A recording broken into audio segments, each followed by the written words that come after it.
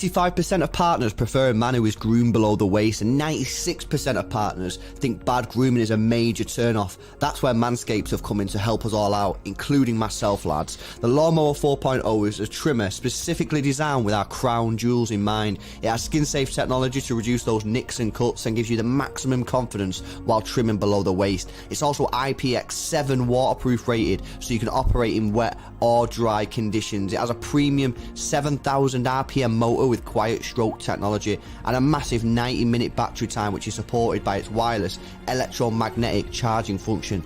With the Performance Package 4.0, you'll get the Crop Reviver with witch hazel and powerful odor defense. This keeps your balls protected after a good shave. Crop Preserver with its soothing aloe vera and advanced quick absorbing cream, keeping your balls feeling fresh and hydrated. And the Weed Whacker to trim ear and nose hair. The Performance Package 4.0 has everything you need to keep you the most groomed man in the room. Use our code EXTRA20 XTRA20 at checkout and you'll save yourself 20% off your order and receive free international shipping.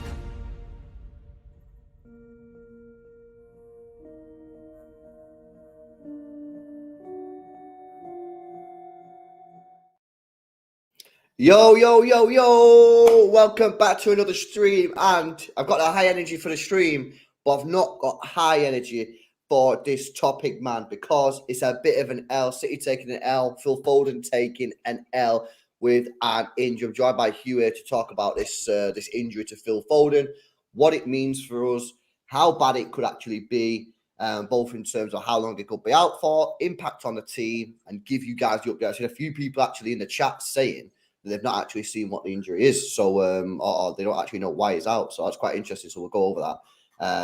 But before we do, as always, guys, make sure you drop a like on the stream. We're currently on 41 likes. We've got 200 people in the house. Let's get those likes past 100. Hit that thumbs up button, man. And make sure you subscribe to the channel as well if you. And big up to Manscaped for sponsoring the stream. You guys just seen the ad. Now go and act on it. That's if you want to have a smooth area, you know what I mean, below the waist. If you don't, then don't act. Hugh, yes, bro, how are we doing, man? I'm good, man. It feels like a while since we're live, doesn't it? And it feels like every time we're going live these days, we're coming with bad news. Last time it was Haaland injury. Now it's Foden's going to be out for a while. So hopefully this is the last of the bad news and we can start feeling positive again. True. The thing is as well, though, yeah, they can't. The stream can't blame us. This wasn't our fault this time. Nah, man, we never did a man of machine, Phil Foden. So don't be putting that on us. And listen, Nathan Ake, I know he took a bit of a slapping off France the other night, but that's not our fault. You know, we can't help Holland being a little bit shit. So he's fit and he'll play against Liverpool, I would imagine, on Saturday. Exactly. It's a mad situation. And in fact, the last time we did like a Foden video, we did can Foden win the Ballon d'Or video, but that was back in April, man. So these guys can't be blaming us for this. This wasn't our fault. Let's get into it. Before we do, big up to Will Caldridge. Yes, back in the extra club, 13 months. Big up to Will. Thank you very much, bro. Link in the description, guys, if you want to get in on it. And Ali coming in with 18 says appendix surgery ain't that bad. I had one a few years ago and came back playing football within a week. Okay, so this is what's happened for people who've not heard the news. Phil Foden has been away with England at the international break, and he's had to have some surgery for acute appendicitis. Manchester City have confirmed in a recent statement. So he's left the England camp and had surgery in London, and now he's back in Manchester, according to the latest news. So basically, he's had this surgery, right? And that's going to mean, and Manchester City have confirmed he is going to miss the Liverpool game on Saturday, which is a bit of an L because we kind of wanted him back. Now, how long he's going to be out for, it's kind of interesting because there are some footballers that have been out for a week, 2 weeks. There are some footballers that have been out for six weeks. Ali had appendix surgery, and obviously with a super chat there, and he said he was out for a week. It seems to be very, very, like the time scales on this for a return seems to be very variable, and we don't know how long it's going to be. But what I would say to you is probably best case scenario 2 weeks, worst case scenario 6 weeks. Phil Foden out of the Manchester City team with this surgery. I mean, what's your reaction for that, bro? It's a big blow. It's a really big blow for him and for us because, you know, we've had our best run of form recently, haven't we? Our last 10 games, we've been pretty class, apart from drawing with Nottingham Forest, and we all know the story there. And pretty well all those games, Phil Foden was a massive part in that form we've had. You know, he added something different that we were missing when he was out with that foot injury. And I see a lot of people in the chat thinking that until you mentioned there that it was the foot injury and the international break upset it. This is all human caused. This is human nature. It's something that can't be avoided. It's not Phil Foden's fault. It's not Gareth Southgate's fault. It's not anybody's fault. Just Mother Nature doing its thing, and it's really unfortunate. So I feel really bad for him because he was playing really, really well, and I think he was a shoo-in to start this Saturday against Liverpool. You know, he was chief chance creator, or at least one of the chief chance creators for us in those last 10 games. He was a massive spark in, you know, when we're saying we're finding Haaland more, a huge amount of credit of that has to go to Phil Foden for the way he's played. But listen, we don't have bad backup options, do we? And I'm sure we'll get into that, you know, with Riyad Mahrez going through Ramadan Mahrez season, that kind of thing. So listen, you always want your top players available at all times, but look, it is what it is, man. You can't put any blame on anybody. You just have to wish him a speedy recovery. Yeah, no, absolutely. If you look at this on the NHS website, it says you should be able to return to normal activities in a couple of weeks, although you may need to avoid more strenuous activities for 4 to 6 weeks after open surgery. Your surgeon should discuss you with it. So, yeah, I mean, that's the thing. It's 6 weeks seems to be like the long time. Like there's no obviously guarantee about how long he'll be out for. It could be shorter than that, but worst case scenario would be 6 weeks. So if we do the fixtures now, if I get the fixtures up on screen, we can actually take a look at what games Phil Foden could end up missing here. So where are we at now? We're here. So remember, guys, it's only the 26th. So 6 weeks, 1, 2, 3, 4, 5, 6. 6 weeks would take us to the 7th of April, right? That's the full 6 weeks. So if he would miss, not the 7th of April. That's like 3 weeks. May. Sorry, my bad. 7th of May is if he missed the whole 6 weeks, he would miss all these games. So he would miss Leeds United, West Ham, Fulham, Arsenal, Sheffield United, Bayern Munich, Leicester City, Bayern Munich, Southampton, Liverpool. That's worst case scenario, right?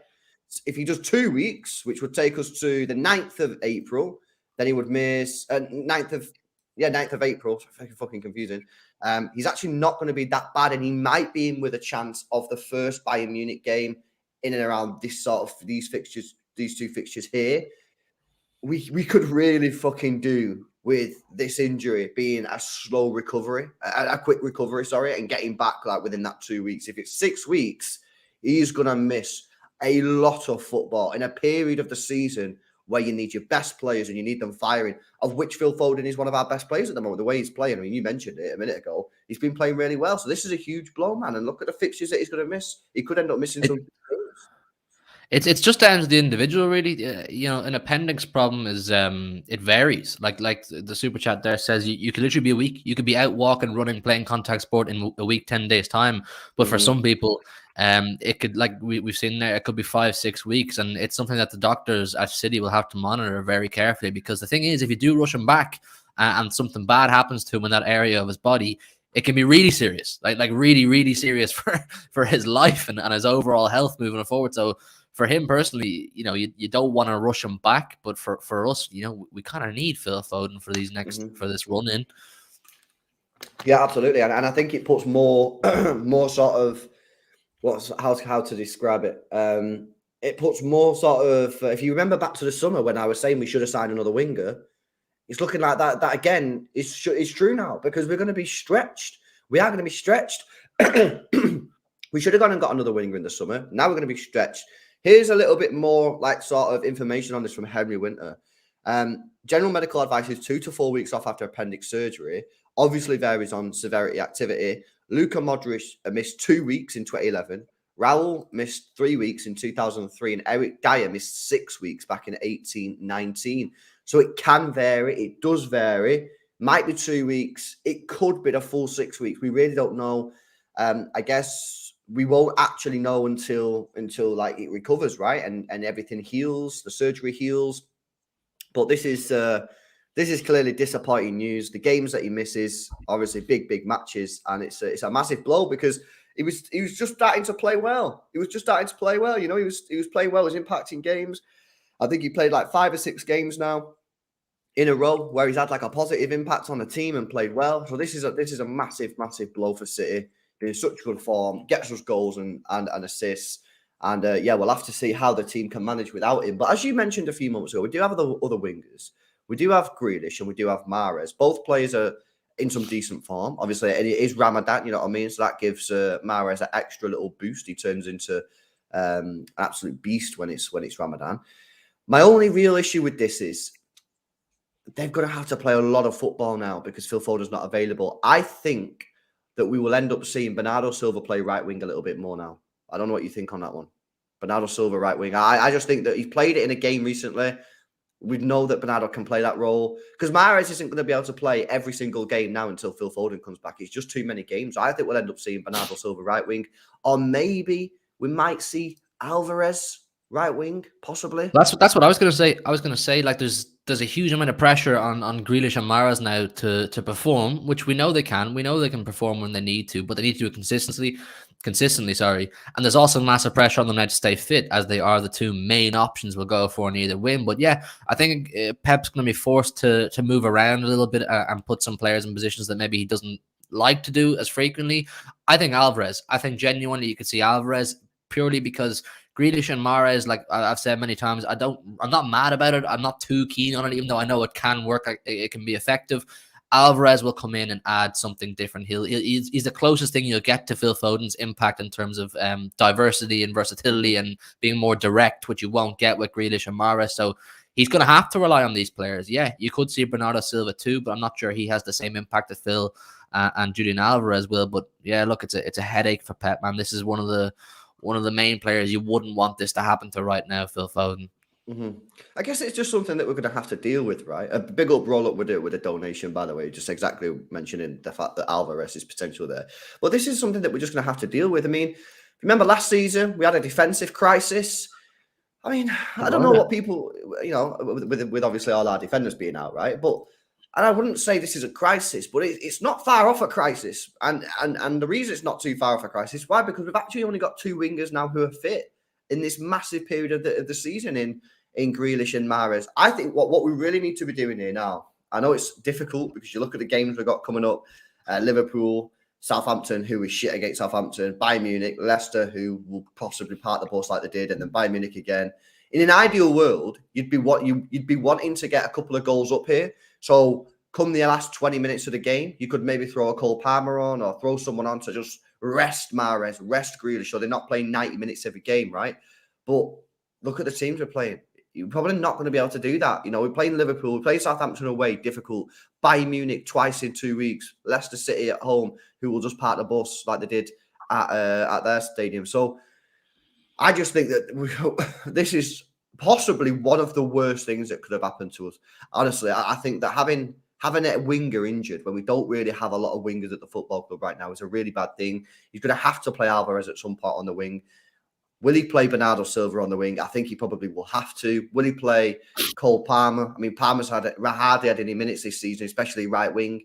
Maybe Palmer's going to have to now play some minutes and step into that first team when it really matters. Because the truth of the matter is you cannot play Grealish and Mahrez for every single game now for the next 6 weeks. It's just not possible. You know, they won't be able to do it, especially Mahrez. Mahrez is getting on. He's like 31, 32 or something. So he's not going to be able to do it. The Pep Guardiola, this is for him now. Possibly one of his greatest challenges of the season. He's had a big challenge earlier in the season when he had to get all the players up for it because none of them were fucking arsed and they're all fucking miserable or whatever. He's managed to do that now. We're all happy meal FC. He's got the players performing well. unfortunately for him now, he's got this extra challenge of how does he manage now to deal with the rest of the season with only 2 proper wingers at the football club. But I go back to what I said at the start of the stream and what I was saying in August and July last year, and that was that we should have signed a winger. We didn't have to get anyone mint. We could have got someone 30, 40 million just to give us that little bit of squad protection, squad rotation, optionality. We decided not to do it. And yeah, let's hope it doesn't. Let's hope we don't pay the price. If this was like 4 weeks ago, when the games weren't coming as thick and fast, and we had a couple of week breaks and that, wouldn't be too bad. It's literally come at possibly the worst time, man. But let's see what Pep Guardiola's got under his sleeve, man, because this is a mad challenge for him. It really is. Look, it's a really big blow. There's no doubt it's a really big blow. But I do want to shed some optimism on the situation. And Pep Guardiola and this team have a mad habit of, at this stage of the season, finding unsung heroes or unexpected heroes. You know, what was it, the season where Kevin De Bruyne sustained a bad injury and he was out for a massive part of the season? Who steps up out of nowhere and decides to become a goal scoring machine and a creating machine? Ilkay Gundogan.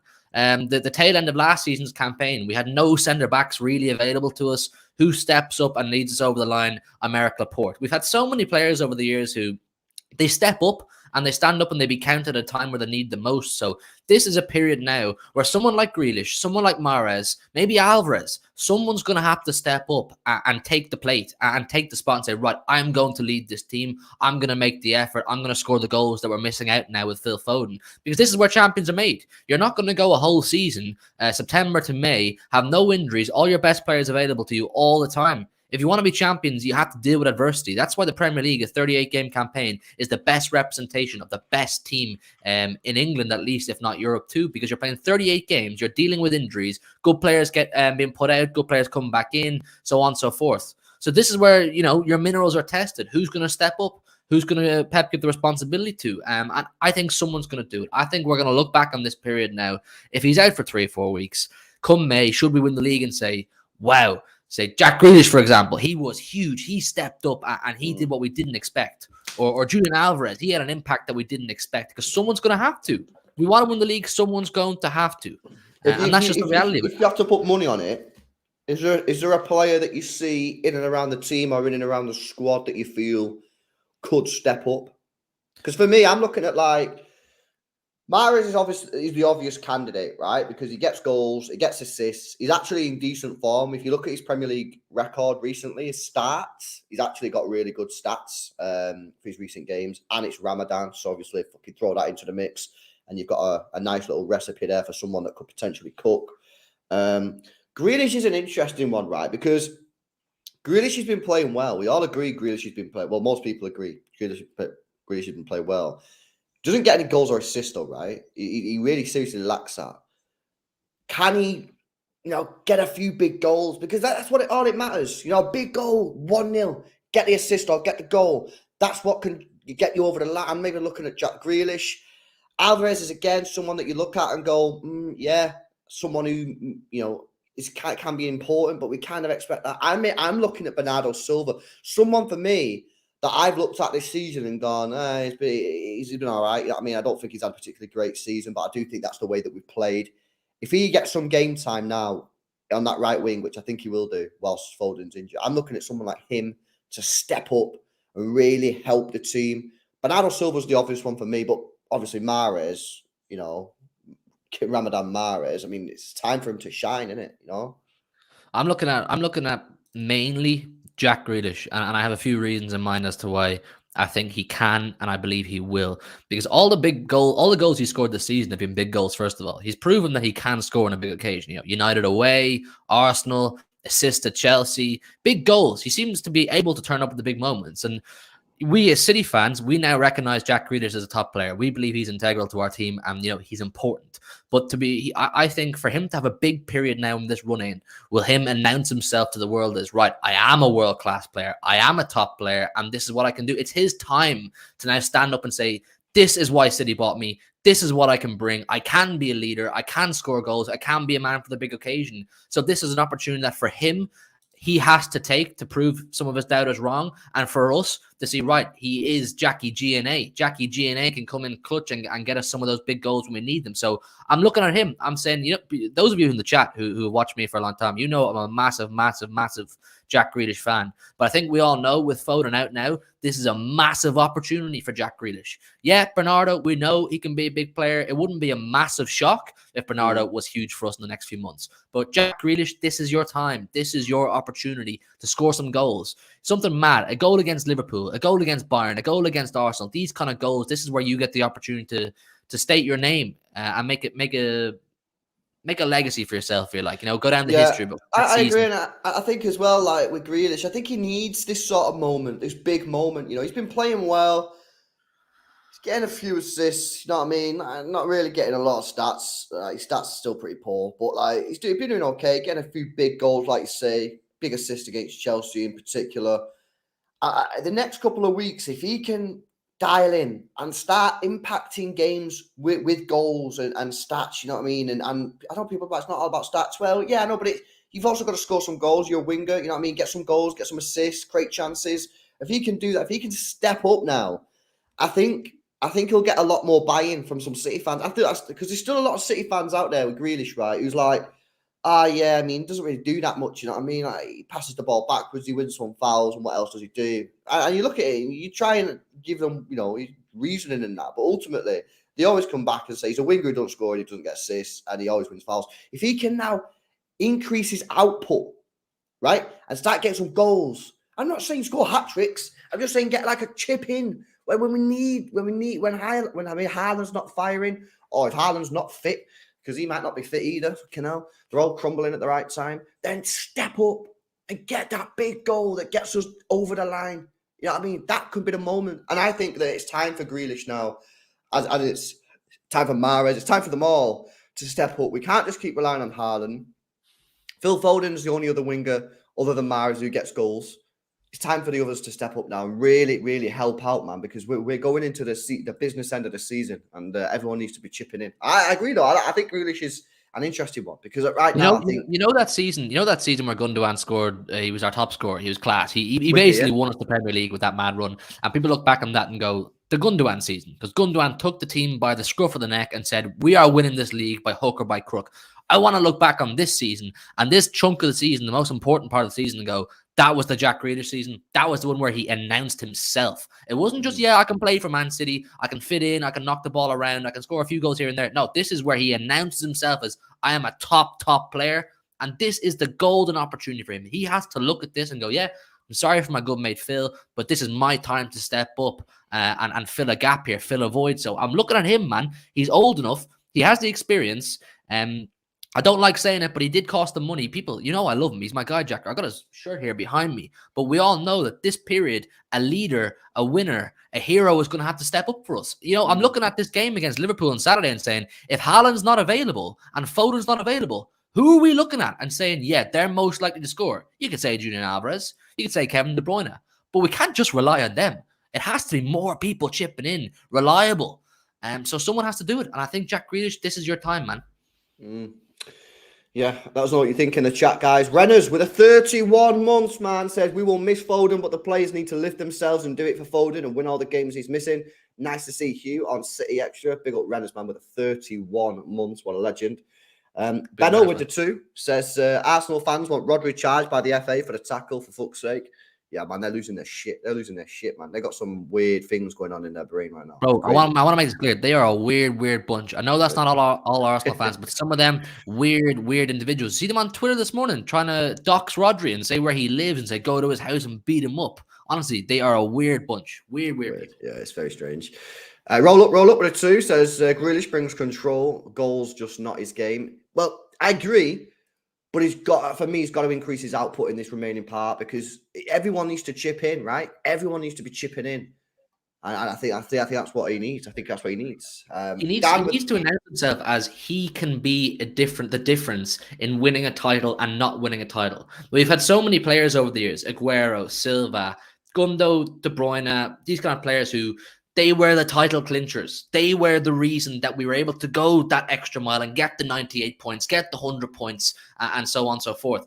Grealish, this is his chance to put himself into that category, put himself into that brand of names who were the difference, be a difference maker, and I don't see why not. Yeah, I agree. Dan says we have many valuable players, all that can step up. Our squad fights till the end. Well, that's it, man. It's time for the squad to step up. We know they've done it before. They've done it in the past. We did it last season with the defense. We might have to do it this season with the attack. We have options where everyone has to chip in. It's a team game. It's a team sport, and everyone on that football pitch has to step in. It's going to be a mad sort of run to the end of the season. Just to clarify for people that have joined us late, Phil Foden has had acute appendix surgery. Could be out for anywhere up to 2 to 6 weeks. Some people have made it back within 2 weeks, Luka Modric. But Eric Dyer had the same surgery and he was out for 6 weeks. Obviously, a lot of people in the chat as well. I don't think it's very rare. I think it's quite a common thing, this surgery. So, you guys are... It's really common. Yeah, really common. So, as Ali said right at the start of the stream, he had it and he was playing football within a week. Now, obviously, professional footballers might need to take a little bit of extra rest, right? But he could be back within 2 weeks, which is hopeful, because if not, if he's back at 6 weeks, he's going to miss a lot of football, the crunch time. So let's cross our fingers, guys. Hope for the best day, man, because it's a bad news. And obviously, we're still waiting to hear more on the Haaland news, which I'm pretty sure we'll find out this week. And big up to the guys at Manscaped for sponsoring today's stream. You guys can get yourself 20% off your order and free international shipping with code EXTRA20. That's XTRA20 at checkout at manscaped.com. #ad, #ManscapedPod there. There you go. Boom. Right, anything else on this, bro? On a Phil Foden thing? Anything that we need to go over? We've covered it all. I think we've covered it all, but I think we just need to keep the faith, man. Don't be too disheartened. Trust that we have enough leaders in our team now, and we have the experience, and enough people have stood up before. So I'm not letting it dampen my positivity too much. I think we'll be okay. Like I said, we just need people to stand up now and be the difference. Mm-hmm. Yeah, no, absolutely. If you guys want something else to watch, me, Hugh and Jordan did a video, and it's just been uploaded a few hours ago, talking about Calvin Phillips, speaking about whether or not we think, personally, all three of us, who thinks we should sell him and who thinks we should keep him. It's an interesting watch, an interesting discussion, and an outcome that I think you'll find very interesting. If you want to go watch it, I just pinned it as a comment there, so you can go check it out. Big up to everyone in the stream. We'll be back tomorrow, man, with another stream, some more videos for you. And peace out, people. See you later. In a bit. 85% of partners prefer a man who is groomed below the waist, and 96% of partners think bad grooming is a major turn-off. That's where Manscaped have come in to help us all out, including myself, lads. The Lawnmower 4.0 is a trimmer specifically designed with our crown jewels in mind. It has skin-safe technology to reduce those nicks and cuts and gives you the maximum confidence while trimming below the waist. It's also IPX7 waterproof rated, so you can operate in wet or dry conditions. It has a premium 7,000 RPM motor with quiet stroke technology and a massive 90-minute battery time, which is supported by its wireless electromagnetic charging function. With the Performance Package 4.0, you'll get the Crop Reviver with witch hazel and powerful odor defense. This keeps your balls protected after a good shave. Crop Preserver with its soothing aloe vera and advanced quick absorbing cream, keeping your balls feeling fresh and hydrated. And the Weed Whacker to trim ear and nose hair. The Performance Package 4.0 has everything you need to keep you the most groomed man in the room. Use our code EXTRA20 XTRA20 at checkout and you'll save yourself 20% off your order and receive free international shipping.